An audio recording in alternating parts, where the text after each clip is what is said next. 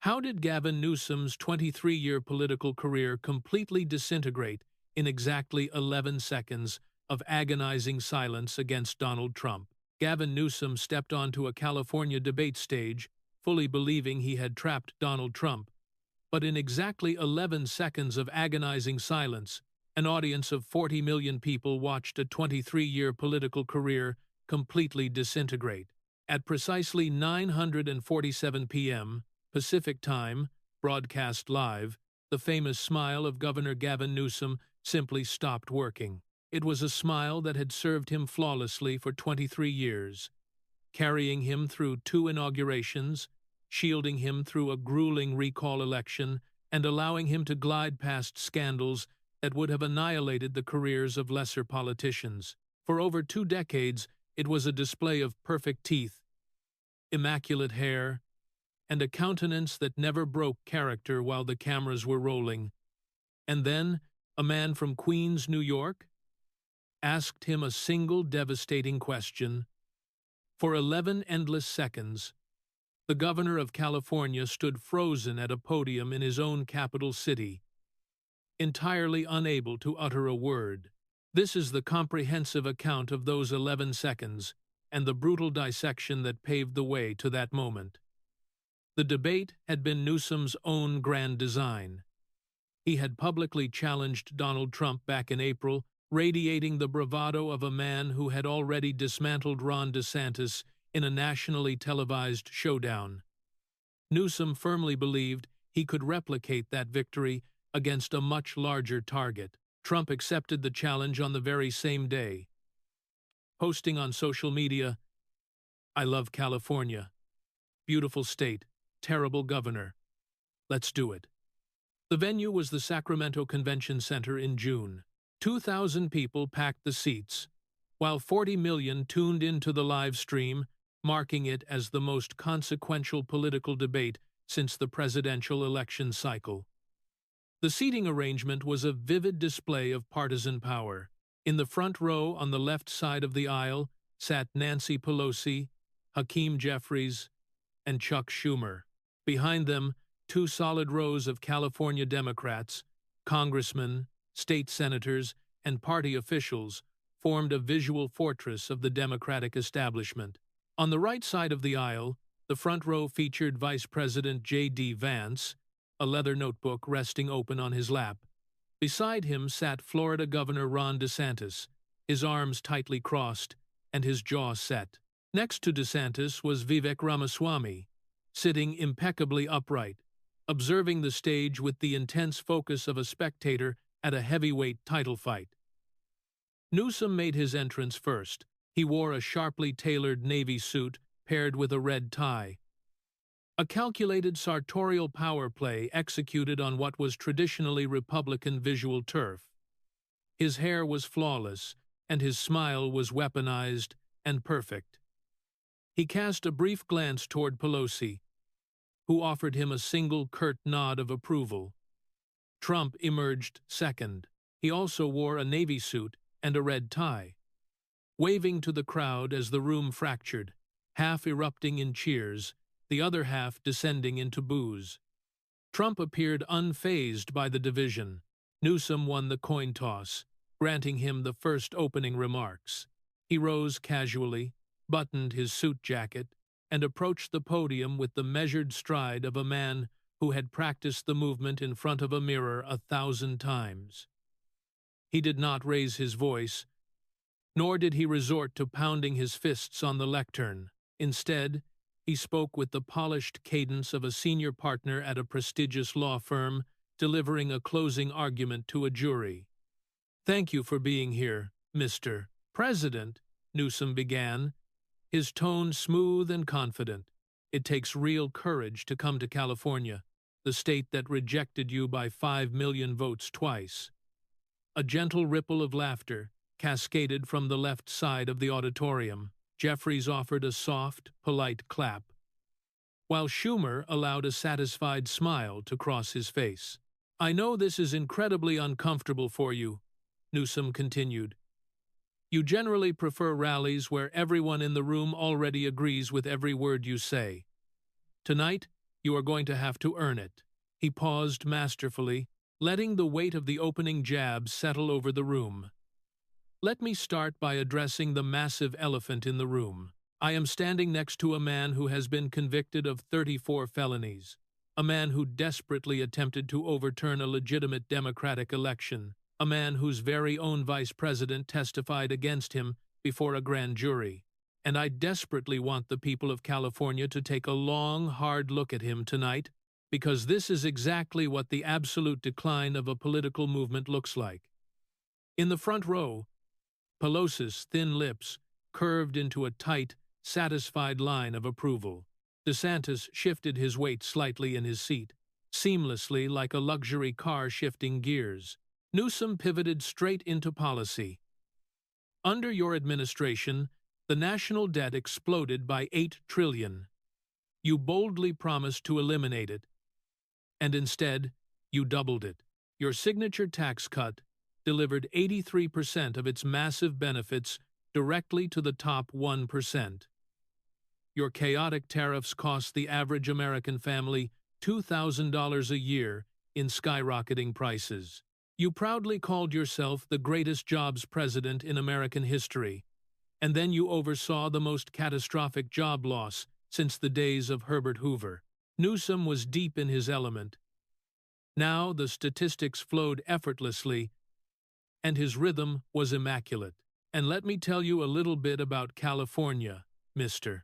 President, because I know the conservative media has painted a very distorted picture for you. California is the 5th largest economy in the entire world. Not the country, the world. We aggressively lead the nation in innovation, in clean energy, in cutting-edge technology, and in venture capital. Apple, Google, Tesla, Netflix, Meta, they are all right here. They are not hiding down in Mar-a-Lago." He paused, straightened his tie slightly, and stared directly into the main camera lens. "Mr. President, you are a fundamental threat to democracy. You are a threat to the rule of law, and you are a direct threat to every single value that the state of California fiercely represents. I certainly did not have to invite you here into my state tonight, but I wanted all of America to see what happens when a governor firmly stands up to a bully." Enthusiastic applause erupted from the Democratic side of the room. Pelosi delivered another approving nod. Schumer leaned back in his chair, looking supremely satisfied, while Jeffries crossed his arms, exuding the calm confidence of a man who firmly believed the battle had already been won in the opening minutes. Newsom returned to his chair, elegantly crossed his legs, and flashed his signature gleaming smile. On the opposite side of the stage, Donald Trump had remained remarkably still during the aggressive litany about his felony convictions. He had merely nodded along, looking almost profoundly bored. During the attack on the national debt, he had casually inspected his cufflinks. When Newsom boasted about California being the 5th largest economy, Trump had slowly picked up his glass of water and taken a long, deliberate sip. And during the grand, dramatic climax regarding the threat to democracy, a line that Newsom's debate coaches had undoubtedly spent 3 agonizing weeks perfecting, Trump had actually yawned. It was not a subtle, concealed yawn, it was a massive, fully visible, on-camera yawn. It was the exact kind of reaction a man exhibits when he has heard a specific phrase so many thousands of times that the words have completely evaporated of all meaning. In the front row, Vance subtly hid a smirk behind his hand.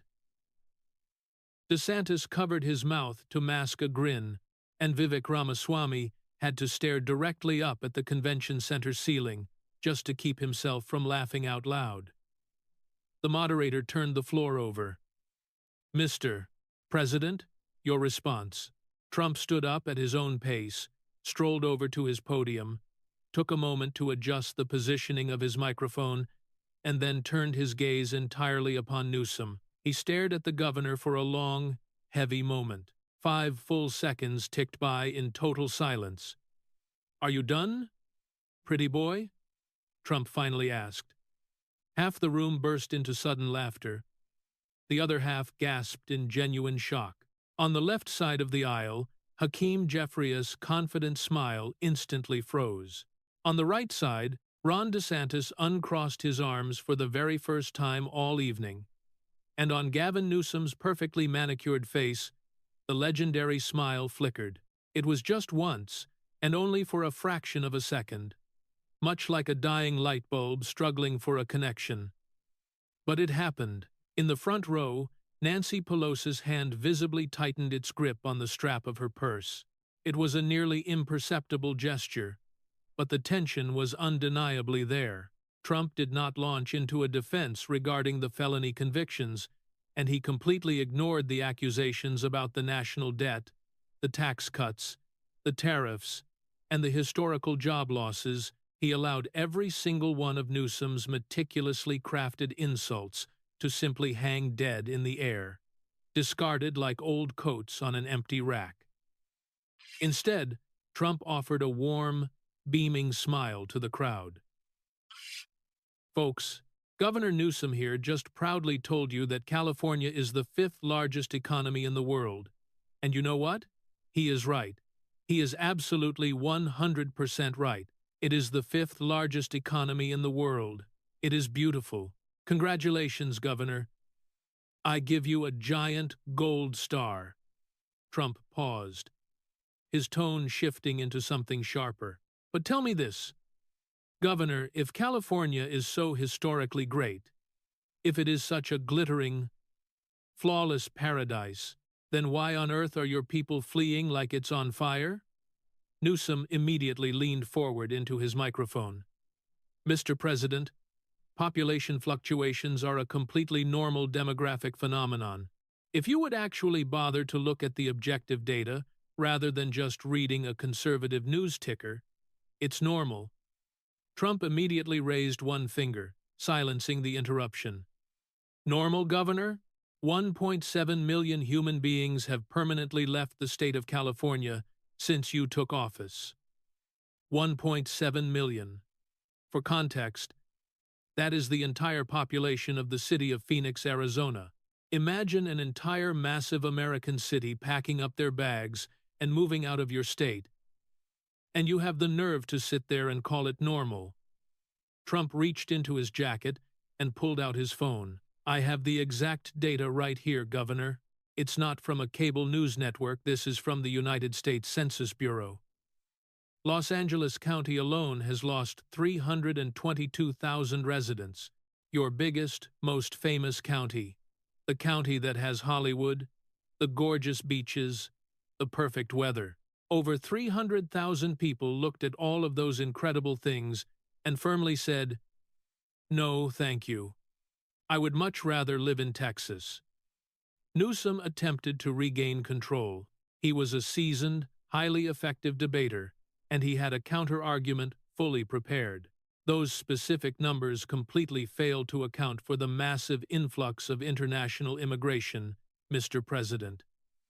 California continues to aggressively attract top-tier talent from all around the globe.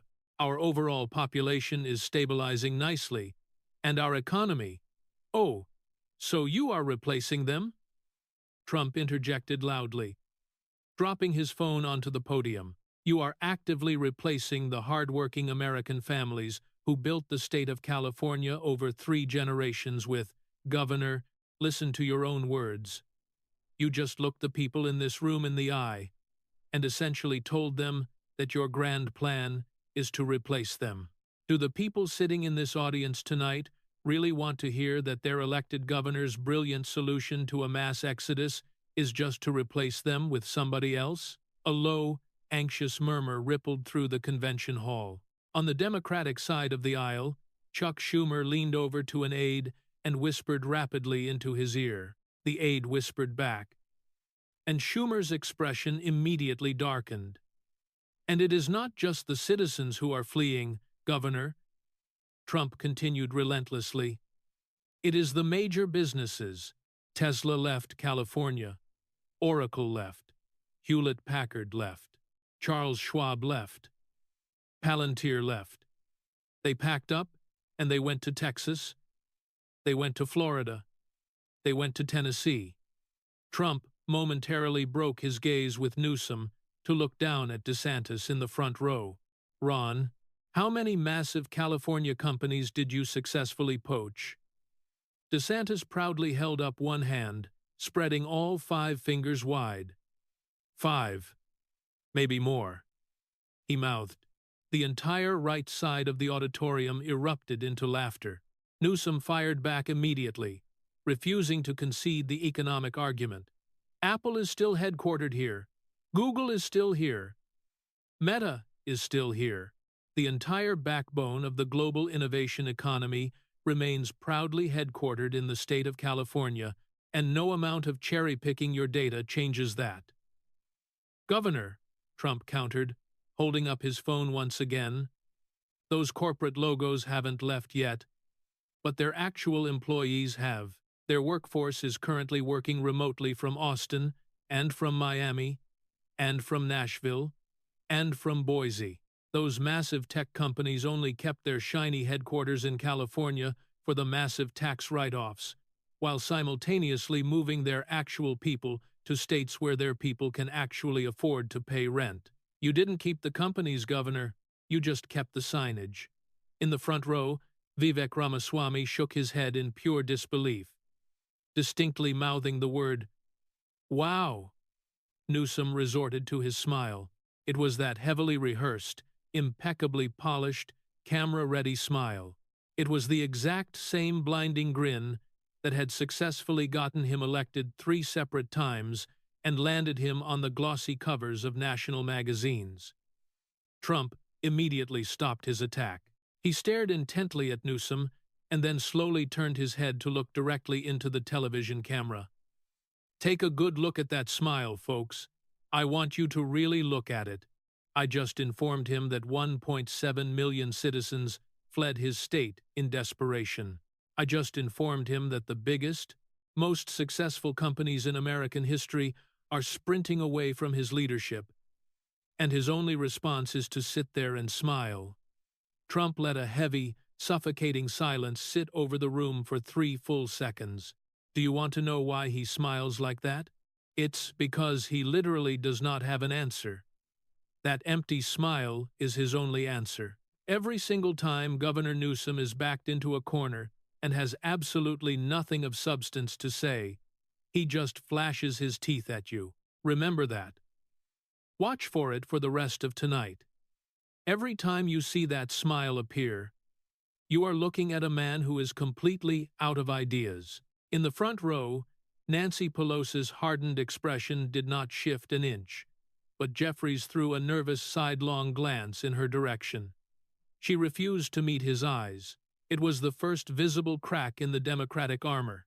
Now, Governor, I want to pivot and talk about something that the hard-working people of California have absolutely not forgotten about.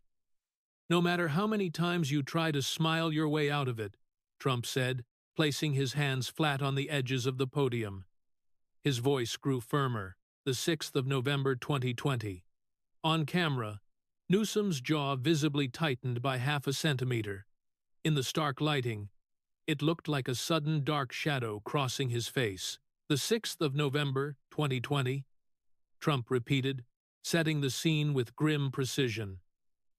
The state of California is currently enduring the absolute worst, most terrifying surge of the COVID pandemic in its entire history. Governor Newsom here has just ordered, not politely asked, not gently suggested, but aggressively ordered the people of California to stay locked inside their homes. He has completely banned all indoor dining. He has strictly banned private gatherings of more than 3 households. He has literally commanded millions of Californians that they are forbidden from having a traditional Thanksgiving dinner with their own blood relatives. Local restaurants are forcefully closed. Small generational businesses are rapidly dying. Public schools are bolted shut. Young children are sitting completely isolated in front of glowing Zoom screens for 8 agonizing hours a day, instead of sitting in vibrant classrooms with their lifelong friends and their dedicated teachers. Desperate small business owners are helplessly watching the grueling work of 20, 30, 40 years slide straight into bankruptcy. People are completely alone. People are deeply depressed. People are actively losing everything they have ever worked for. Trump paused. The silence was not employed as a theatrical effect. It was utilized for raw, crushing weight. And on that specific night, on that exact same evening, Trump pointed an accusatory finger. Governor Gavin Newsom sat down at the world-famous French Laundry restaurant in Napa Valley, $350 a plate. 12 people packed tightly at a table, multiple different households mingling indoors. Absolutely no masks, zero social distancing, sitting shoulder to shoulder, laughing and drinking expensive wine, and eating lavish lobster with high-powered lobbyists from the California Medical Association. Trump turned directly to Newsom. "Governor, your response." Newsom was more than ready. He had painstakingly practiced the response to this specific vulnerability hundreds, perhaps thousands of times. "Mr. President, I have addressed this specific incident publicly on many occasions. I clearly called it a mistake. I explicitly said it was wrong. I took full, complete responsibility for it. I completely owned it. You owned it." What a beautiful, empty political word, Governor. "You owned it," Trump mocked, his tone dripping with disdain. "But let me ask you a question that you have successfully dodged for years. You specifically told the press corps that night that it was merely outdoor dining. You explicitly claimed you were sitting safely outside. And then a local news station, Fox 11 Inches Los Angeles, heroically obtained photographic evidence that proved you were sitting entirely indoors. You were packed into a lavish private room with large sliding glass doors that had been firmly shut because your exclusive party was making entirely too much noise. You flat out lied about where you were sitting, Governor. You lied to the public about a dinner." Newsom quickly tried to interrupt, the polish starting to crack slightly. The restaurant featured doors that were initially open to the outside, and then the sliding doors. Sliding doors. Folks, listen to him. Trump cut him off effortlessly. They were completely open, and then they were magically closed, and then they were sliding. "Governor, the damning photographs show you sitting firmly indoors, packed shoulder to shoulder, without a single medical mask in sight. 12 elites laughing and eating $350 steaks while the state burned. Is that what outdoor dining looks like in your California?" Trump's demeanor suddenly shifted. The entertainer vanished, leaving behind a deeply serious prosecutor. "But honestly, that is not even the part that makes my blood boil, Governor. I get it. Politicians occasionally make mistakes. I have made plenty of mistakes myself. The part that genuinely angers me is what was happening to every other citizen in your state on that exact same night. On the same night, you were happily eating luxurious lobster at a birthday party for a lobbyist, a political lobbyist, folks, not even a close family friend, a lobbyist. On that same night, a devastated father in Sacramento was legally forbidden from visiting his dying mother in the hospital because of your strict mandates. A grieving family down in Los Angeles could not hold a proper, dignified funeral for their beloved grandmother with more than 10 people present because of your executive order. A terrified man in Fresno, who had proudly owned his family restaurant for 23 years, was lying wide awake at 300 inches the morning, weeping and wondering how he was going to pay his rent because you had forcefully ordered his life's work shut down. And you? You were happily eating expensive lobster with 12 of your elite friends at a fancy restaurant, without a care in the world and without a mask. Newsom leaned in, attempting to salvage his defense. "Mr. President, I have stated repeatedly that I take full responsibility." "You casually apologized for the dinner, Governor," Trump snapped back. "Did you ever actually apologize for the brutal lockdowns?" Did you ever apologize to the 6 million suffering children who lost a year of their lives staring blankly at computer screens? Did you ever apologize to the 10,000 independent restaurants that closed their doors permanently in California during your draconian lockdown? Did you look them in the eye and apologize? The room descended into a heavy, suffocating silence. And by the way, Governor, Trump added, turning the knife, while your iron-fisted lockdown was aggressively shutting down every single public school in the state of California, where exactly were your own children going to school? Newsom did not answer immediately. The half-second delay was highly visible and agonizing. My children attended.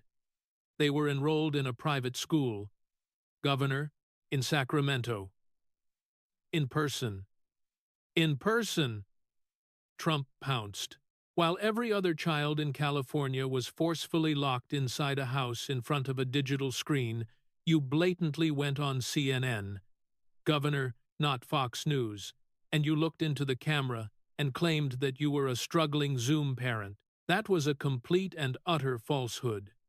Your wealthy children had real teachers. Your children had physical classrooms. Your children had their friends. Everybody else's children were given a cold laptop. Trump let the reality of the statement hang over the audience. Rules for thee, but not for me. Right, pretty boy. Trump turned his attention back to the massive audience. Folks, I want to make absolute sure that everybody watching tonight truly understands what the French Laundry incident really means. It is not just about a fancy dinner. It is not even just about gross hypocrisy. It is the defining moment that tells you absolutely everything you need to know about the core character of the man standing on this stage tonight. Because I want you to remember what happened immediately after those photos leaked. The hardworking people of California were so furious, so deeply and personally betrayed by this man, that they successfully launched a massive recall election against their own sitting governor. Almost 2 million Californians eagerly signed a formal petition to legally remove him from power. 2 million verified signatures in a state completely controlled by the Democratic machine. Do you have any idea how overwhelmingly angry regular people have to be to try and recall their own governor? Do you know how many hundreds of thousands of people have to feel personally lied to? And do you know exactly when the vast majority of those signatures were enthusiastically collected, Governor? Right after the French Laundry photos hit the internet. Over 442,000 angry signatures flooded in between November and December of 2020 alone. That photo of you eating lobster was the spark. The brutal lockdowns were the gasoline. And 2 million people in your own backyard finally stood up and said, enough is enough. Newsom attempted one more desperate redirection, his voice tight. That massive recall effort failed miserably, Mr. President. The voters of California. The recall only failed because you shamelessly spent $50 and million fighting it, Governor. Trump shot back instantly. You completely outspent the grassroots opposition 5-1. You maliciously turned the entire election into a referendum on me, Donald Trump. Instead of letting it be a referendum on the failures of Gavin Newsom, you desperately changed the subject, and I will give you credit where it is due. You are very, very good at changing the subject. Honestly, that is your single greatest political talent, not actually governing, just constantly changing the subject. Trump locked eyes with Newsom. But tonight, Governor, we are absolutely not changing the subject. In the front row, Chuck Schumer aggressively leaned over to his aide and whispered something frantic. The aide immediately stood up, hastily buttoned his jacket, and briskly walked out of the massive room through a side exit door. Nobody in the sprawling television audience noticed the movement, but the seasoned political operatives sitting in the front rows certainly did. Schumer's right-hand man had abandoned ship. Jeffries had completely stopped nodding his head. His hands were tightly folded together in his lap, and he was intensely studying the carpeted floor. And Nancy Pelosi, the grand architect of California politics, had not physically moved her body or changed her stony facial expression, but she had deliberately shifted her designer purse from her lap to the empty seat directly beside her.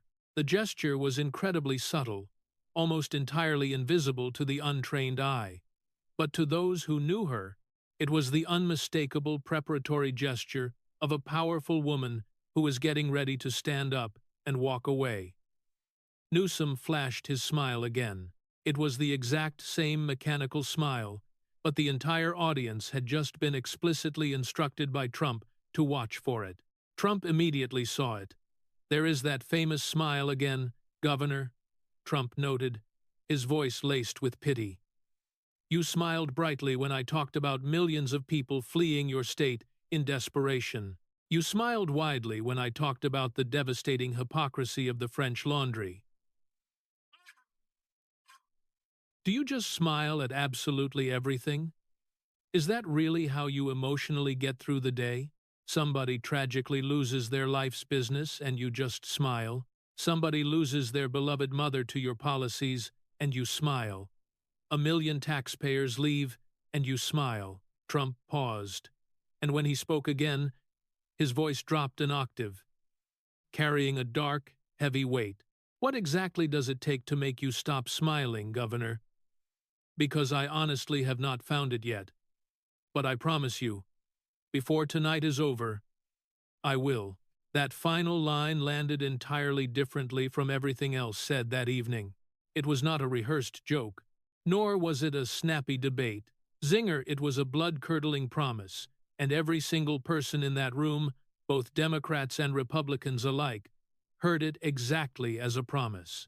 "Now, Governor, since you love endlessly talking about California's booming economy, the fifth largest in the world, beautiful, let's talk about what actually happened to all that taxpayer money under your direct watch."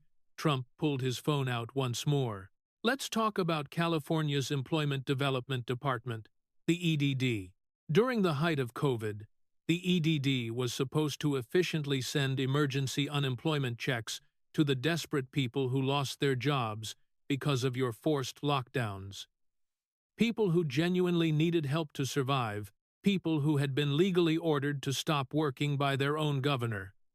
Instead, your EDD sent $33 billion directly to criminals."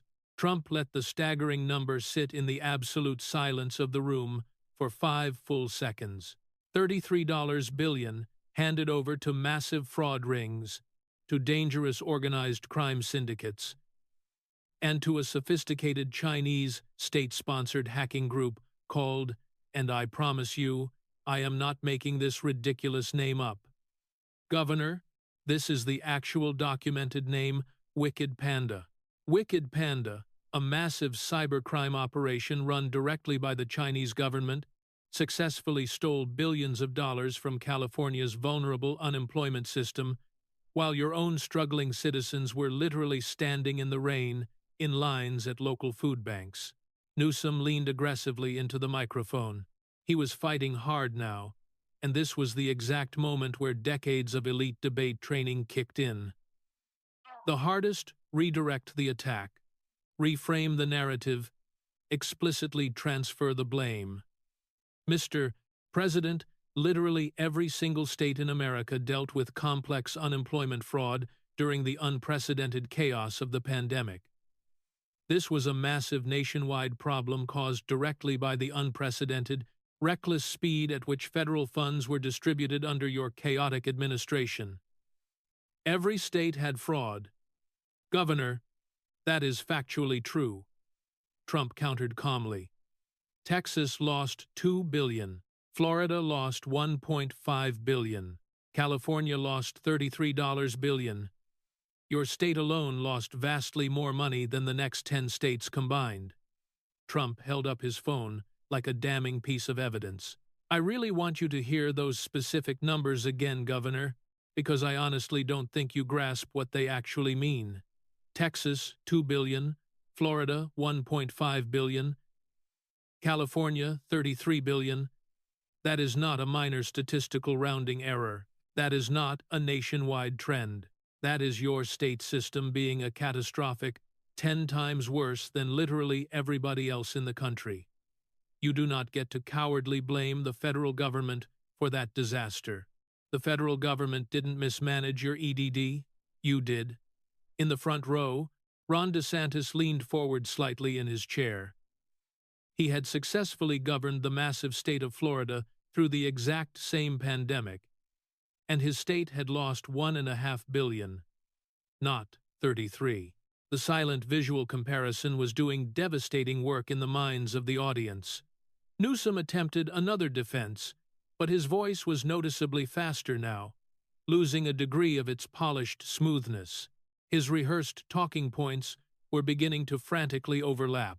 We took incredibly swift, decisive action the moment the sophisticated fraud was identified. We aggressively brought in brand new leadership at the EDD, and we successfully implemented a highly comprehensive fraud detection framework that has since been recognized. Swift action, Governor? Trump interrupted, shaking his head. Let me tell the American people what your swift action actually looked like. At the absolute peak of the massive fraud, at the exact moment when billions upon billions of taxpayer dollars were freely flowing out of your state, and straight to dangerous criminals in Russia and China and Nigeria, your EDD had exactly 2 employees formally assigned to check for suspicious claims. 2 individual human beings desperately monitoring billions of dollars in outgoing payments. 2 people, Governor. Trump held up 2 fingers for emphasis, and here is the horrifying part that should make every single taxpayer in this room physically ill at one specific point during the pandemic. California literally had more people applying for unemployment benefits than there were actual living adults in the entire state of California. More applications than adults. I want everyone to really think about that. Every single adult in California could have theoretically applied, and there still would have been millions of applications left over. They were completely phantom applications, ghost applications, fraudulent applications from people who literally did not exist, submitted by international criminals on the other side of the planet, and your brilliant fraud department had 2 overwhelmed people checking the paperwork. Newsom forcefully opened his mouth for a third counterattack. His voice had sharply risen half an octave. He wasn't screaming, and he wasn't overly emotional. But the rapid rhythm was entirely different now. The glossy polish was aggressively starting to show its frayed seams. That is a gross, deliberate mischaracterization of our advanced fraud detection infrastructure. We had highly complex automated systems firmly in place that. Automated systems? Governor? Trump pounced.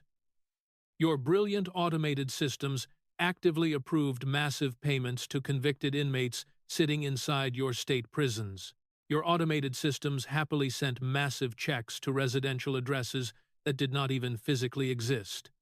Your automated systems eagerly paid out claims using the Social Security numbers belonging to dead people. And by the way, those are absolutely not my partisan talking points.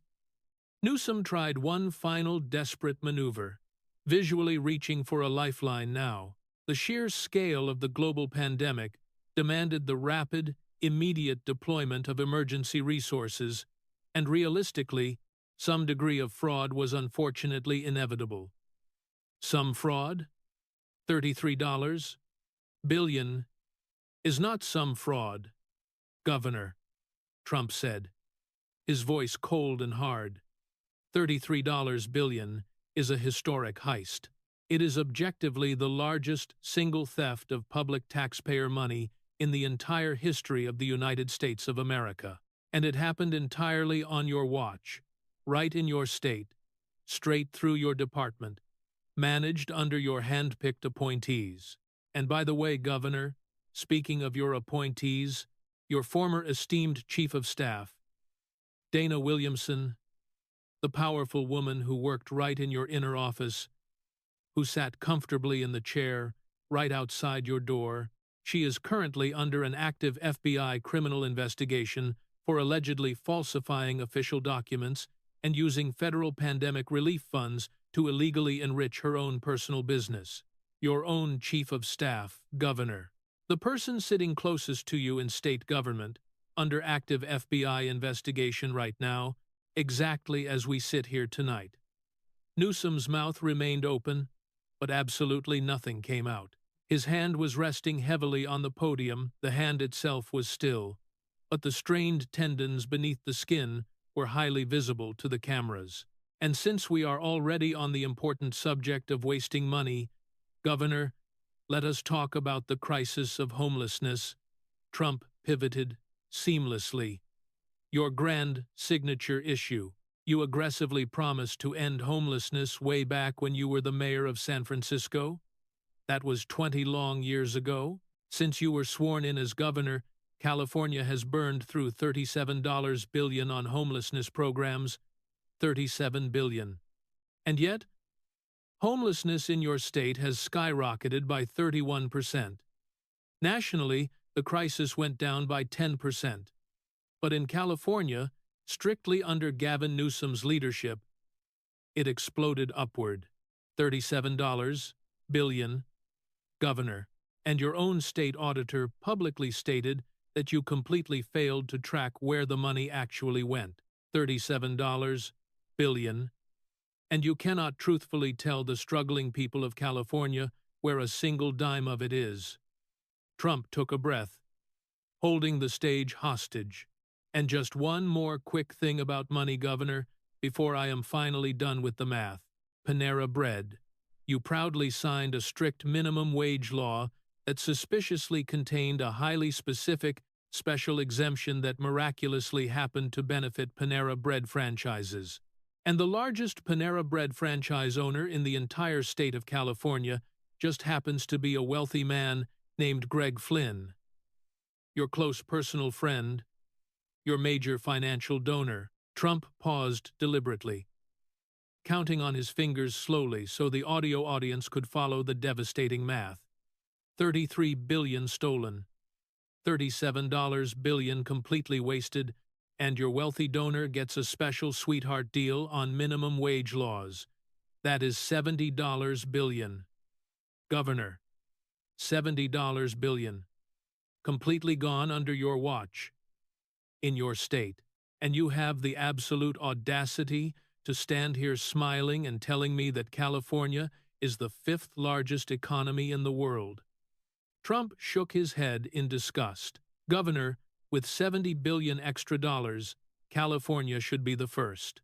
In the second row on the left side of the aisle, 2 California Democratic congressmen quietly stood up, one after the other.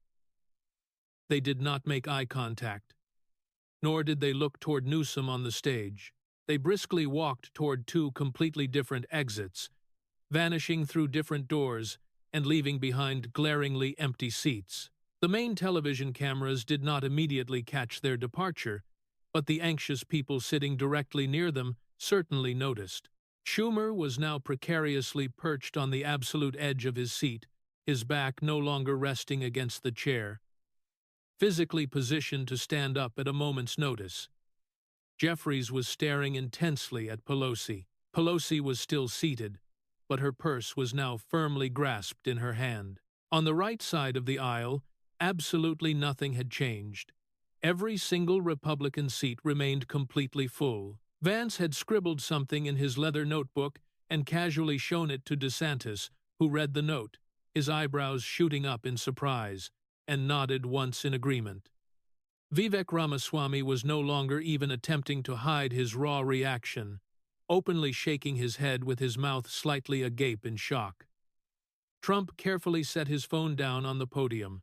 When he finally spoke again, his entire demeanor had shifted. His voice was radically different, much lower, much slower. The grand showman was gone. The aggressive counterpuncher had vanished. The entertainer, the boisterous performer who had been laughing and dramatically pointing and playing to the energized crowd, had completely stepped off the stage, leaving behind someone intensely quiet and deeply serious. "Governor, I have exactly one more thing I need to say to you tonight," Trump said softly, The cavernous room went entirely still. It was the kind of heavy, suffocating stillness that has absolutely nothing to do with the mere absence of sound. I take absolutely no pleasure in this one. I really, truly don't. Because what I am about to say is highly personal. I generally do not like getting deeply personal in these debates. I would much rather talk about creating jobs, fixing the economy, securing the border, and all the critical things that actually matter to the hard-working people sitting in this room. But you chose to start this debate tonight by dramatically calling me a dangerous threat to democracy.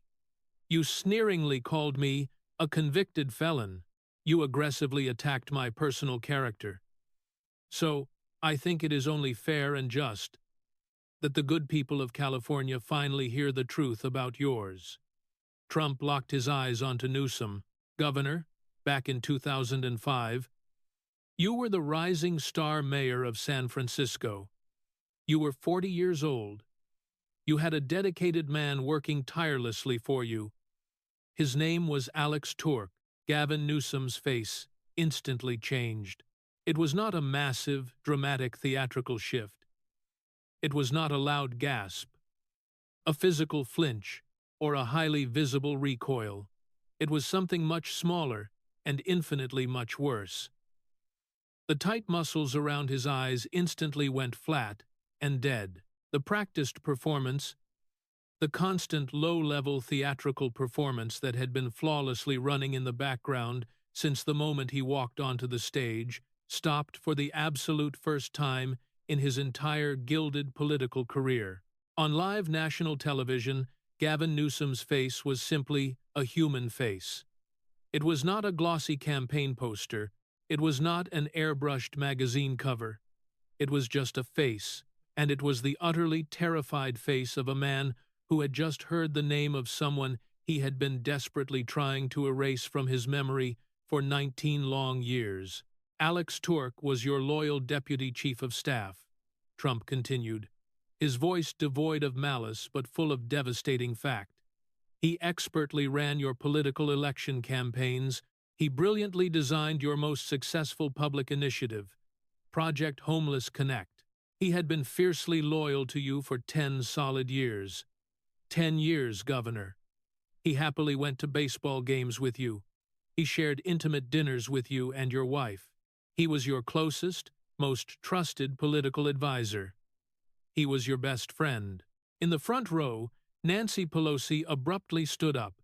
She firmly gripped her purse. She did not utter a single word, did not cast a glance at Gavin Newsom, and did not look at Hakeem Jeffries or Chuck Schumer or anyone else in the room. She simply stood up, turned sharply, walked to the main aisle, and headed straight toward the exit. Her sharp heels made a distinct, soft clicking sound against the hard convention center floor. The rhythmic sound was instantly picked up by a sensitive boom microphone hovering near the front row. 40 million people clearly heard Nancy Pelosi abandon the room. She walked right through the heavy exit doors, and they swung shut behind her. The VIP chair she had been sitting in, the premier chair dead in the center of the front row, the chair that had just been occupied by arguably the most powerful woman in the entire history of the Democratic Party, was now glaringly empty. Trump did not even bother to look down at the empty chair. He did not have to. Every single television camera in the room had already rapidly cut to it. He turned back to Newsom and continued, Alex Turk had a wife. Her name was Ruby. Ruby Rippy Turk. She also worked directly in your office, Governor. She was your personal appointment secretary. She was a young, vulnerable woman working directly for her husband's absolute best friend. Her husband deeply trusted you. She deeply trusted you. Every single person working in that office trusted you. And you, Governor Gavin Newsom, carried on a secret sexual affair with her, with your best friend's wife, with a direct subordinate working inside your own office, all while your absolute best friend was exhausting himself running your political campaign and desperately trying to build your entire career. Trump let the brutal words sit in the silence. He did not follow the revelation with a snappy zinger. He did not chuckle. He simply let the ugly truth exist in the heavy air. You didn't do this with a random stranger, Governor. Not with someone you briefly met at a political conference. You did it with the wife of the man who was vastly more loyal to you than any other human being in your entire professional life. The man who personally created your vaunted homeless program, the man who tirelessly knocked on thousands of doors for you, the man who fiercely defended you to aggressive reporters when absolutely nobody else would, the man who sacrificed his evenings making endless phone calls so that Gavin Newsom could become the mayor. And while Alex Turk was doing all of that backbreaking work for you, while he was working late into the night just to build your career, you were sleeping with his wife inside your own office. Trump paused, and something profound in his tone shifted once again. The grand showman was completely gone. The man who was speaking now was not performing for the cameras. He was just talking man to man. I am absolutely not a saint, Governor. Everybody in the world knows that. The tabloid magazines have exhaustively covered every single mistake I have ever made in my life. I have gone through 2 highly public divorces. I have admittedly said foolish things I probably should not have said. I am absolutely not standing here tonight pretending to be a flawless, perfect husband or a perfect man. Nobody who actually knows me would ever believe that. And I would certainly not insult the intelligence of this audience by pretending otherwise. But I have never once in my entire life done what you did. I have never slept with my best friend's wife. I have never deeply betrayed a man who trusted me that completely. Because there are just some fundamentals that a real man simply does not do, Governor.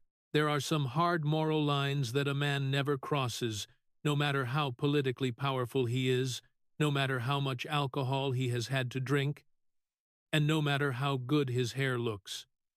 And you crossed it. Dead? Suffocating silence gripped the room. Chuck Schumer finally stood up, slowly buttoning his suit jacket without making eye contact with a single person. He walked directly to the aisle and silently followed the exact same path Pelosi had taken just 30 seconds earlier. The heavy exit door closing behind him, 2 more crucial chairs in the Democratic fortress were now empty. Your best friend finally found out, Trump continued relentlessly. And he didn't find out because you had the courage to tell him. He found out because his wife finally confessed to him. She was tragically in a rehab facility for severe alcohol and substance abuse, and as a necessary part of her grueling recovery, she was strictly required to be completely honest with her husband about the terrible thing she had done. So she bravely did the exact thing you were entirely too much of a coward to do, Governor. She told him the devastating truth. And Alex Turk, the single most loyal man in your entire political life, walked straight into your office on the 31st of January, 2007, looked you dead in the face, and resigned on the spot after 10 years of service.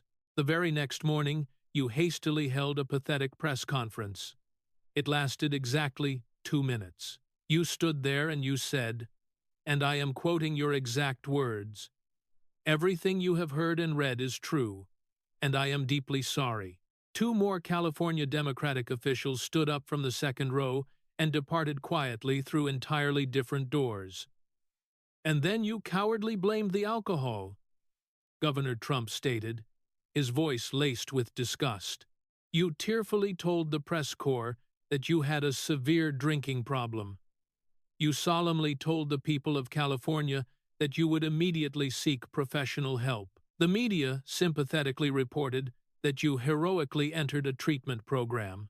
And the good people of California, because they are fundamentally decent, forgiving people, gave you a second chance.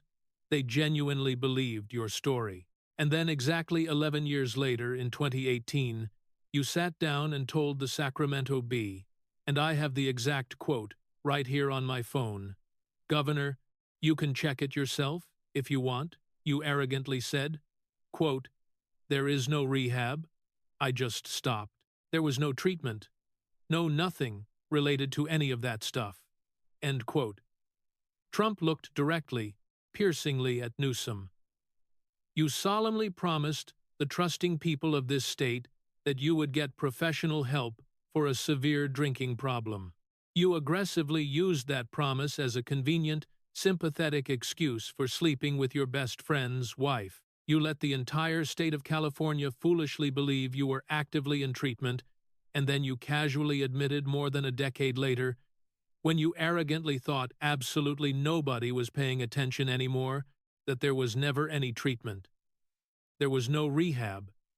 There was absolutely nothing. You blatantly lied about going to rehab, the exact same way you blatantly lied about the outdoor dining." Governor, in the front row, Hakeem Jeffries slowly lowered his head, staring fixedly at the tips of his own shoes. "Governor, in the 2018 gubernatorial debate, your political opponent said something about you that I genuinely believe is the single truest thing anyone has ever said about Gavin Newsom." Trump paused, letting the silence build. He said, "If you can't trust Gavin with his best friend's wife, how can you possibly trust him with your state?" Trump stared intensely at Newsom, absolutely refusing to break eye contact.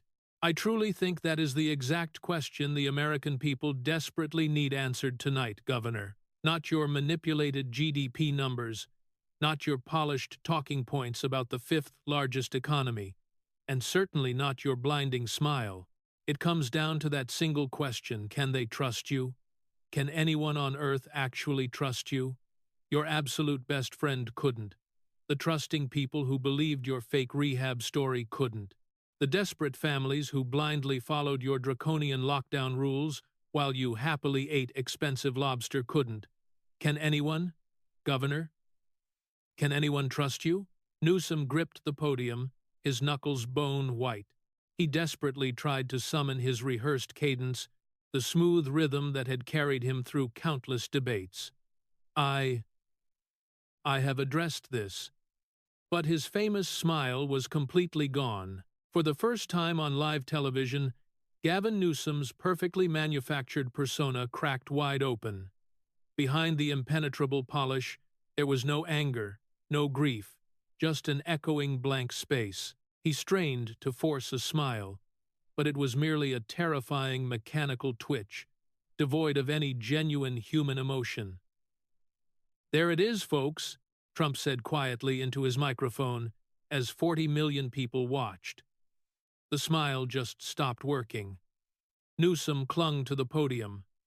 Behind him, the Democratic VIP section was an abandoned wasteland of empty chairs. Across the aisle, the Republican section watched the carnage in absolute stillness. "Governor, I have one last question," Trump continued, his voice dropping to a devastating cadence. 23 years in high public office, endless speeches, and fawning interviews. I want you to name exactly one specific human being whose actual life is materially better today because of Gavin Newsom. Someone who would proudly stand here and say, "Gavin Newsom changed my life." Name one. Deafening silence swallowed the room. "Just one," Trump whispered. Newsom's mouth fell open. His right hand shakily rose, his index finger extending to make a declarative point. But no words came. The trembling hand hovered uselessly in the dead air, then fell limply to his side. His lips parted, but absolutely no sound emerged.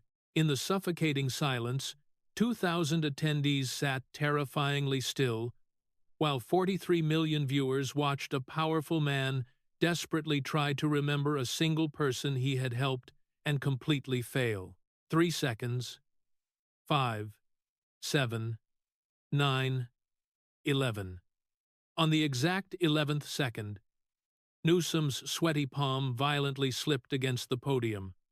The microphone caught the heavy thud, projecting a horrific electronic groan that sounded exactly like a dying machine. It was the final sound of his presidential ambitions. "I think I have said everything I need to say," Newsom mumbled, turning his back. He exited through the side door. Hakeem Jeffries rose and walked out without looking back. Across the aisle, steady, profoundly serious applause finally erupted. Trump picked up his microphone. A smile is not leadership or character. Good night. Within 90 minutes, the phrase, "the smile stopped," trended worldwide. The 11-second video of dead air generated 50 million views. Newsom's polling plummeted to 9% by the next morning, when Ron DeSantis delivered the final blow as the president found the off switch. At 200 inches the morning, Newsom sat alone inside his luxurious hotel suite, staring blankly into the harsh bathroom mirror amidst frantic, ignored messages. He desperately tried to smile. It was dead. Trembling, he violently ran his fingers through his immovable, camera-ready hair. The heavy gel surrendered, and the meticulously maintained facade finally collapsed. Picking up his phone, he scrolled to a name he hadn't spoken in 19 years, Alex Turk. He stared at the screen, but he did not press call. Turning off the light, he lay fully clothed on the bed and closed his eyes, but the perfectly rehearsed smile never returned. With his meticulously crafted facade permanently shattered, and his political ambitions seemingly turned to dust in just 11 seconds, one monumental question remains for the public. Can a political empire built entirely on empty optics ever recover from the deafening silence of the truth? Or is this the final broadcast of a broken machine?